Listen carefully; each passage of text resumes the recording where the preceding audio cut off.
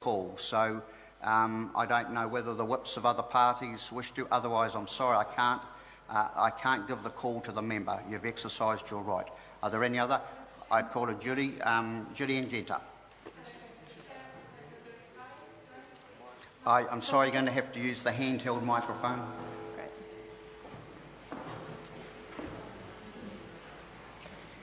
Thank you, Mr. Chair. Tēnā koutou e te whare. Greetings, fellow members. Review of the Ministry of Transport, and I just wanted to start with this incredible piece of work that was released just before Christmas, which the Ministry of Transport co-funded and collaborated on, and that is the City Centre Future Access Study, which, if the members recall, that last year, when the National Land Transport Programme for the next 3 years, that's 2012 to 2015, was announced, I asked the Minister of Transport in this House what new public transport infrastructure projects were planned for Auckland. And at that time, the Minister couldn't name a single public transport infrastructure project that hadn't been committed under the last Labour government.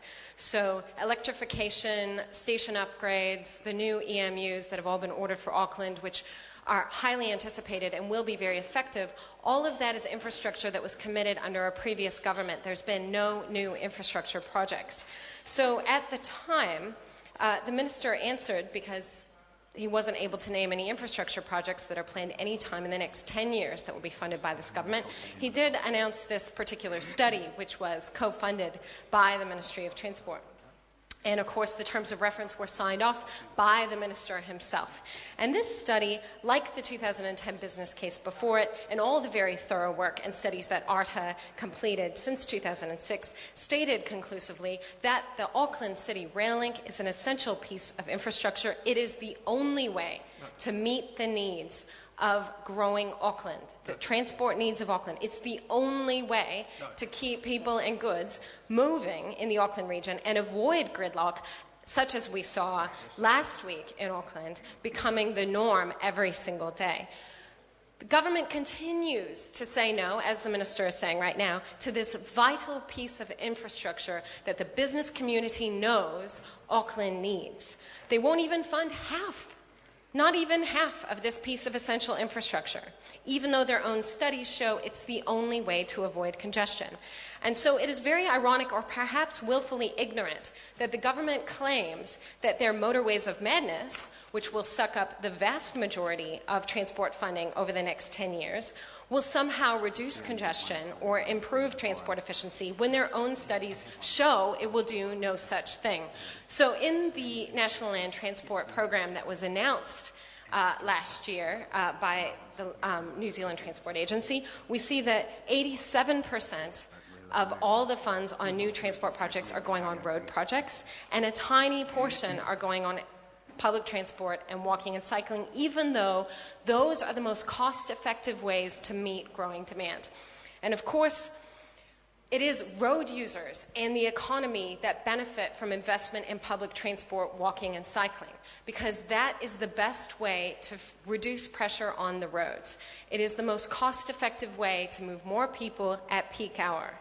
So more road users and the economy will benefit from investment in the City Rail Link than will benefit from the $1 billion Puhoi to Wellsford Holiday Highway or the $600 million Kapiti Expressway. Very few road users will benefit from these projects, which are sucking up the vast majority of new funding under this government's policy.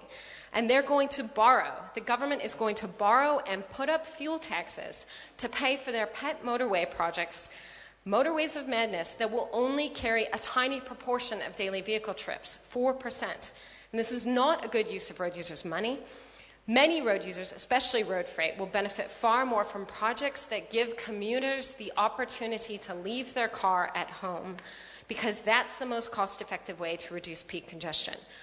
Nowhere in the world do you see cities trying to reduce congestion by building a motorway out of the city. That is ridiculous. It is ridiculous and insane that the government can claim that they're going to reduce congestion by throwing billions at motorways out of cities. I'd just like to sum up by saying that the government has to be pretty mired in ideology not to seize the opportunity provided by smart green transport. because that is a better approach for the economy, it's a better approach for road users, it's a better approach for consumers, and it is even better for the environment. In the responses to financial review questions, the New Zealand Transport Agency very helpfully gave me this table, which shows the BCR percentage split. So that's the benefit to cost ratio percentage of all the different projects that were spent, all the different infrastructure projects that were conducted under the financial review, the financial year under review.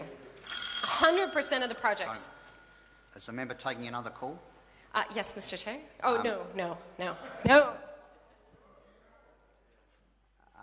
Is this a point of order, Mr. Horan? Leave of the House, Mr. Chair, for another call. The member is seeking leave to be able to take a call. Is any objection to that course of action? Yes. There is objection. Sorry. Point of order, Brendan. Point of order, Mr. Speaker. Mr. Speaker, given the communication problems within this House, I thought that the Chair had actually said that a member could have two calls. And it's quite understandable with these communication problems that one could mishear. Order. How this works is that this is a 4-hour debate and each party is allocated a number of speaking positions. In your case, you were given, and I understand that was an agreement with a party, for one call. You've exercised that right to the call, so you have no other calls available to you in this 4-hour debate. Should you wish to take another call, then you'd need to seek a call from the whips of one of the parties who may be able to give you one. But at this stage, unfortunately, I have to decline. You do not have any opportunity under the current rules that we're operating. So are there any further speakers on this part? Mr. Speaker. The Honourable Jerry Brownlee. Mr. Speaker, I just want to make a few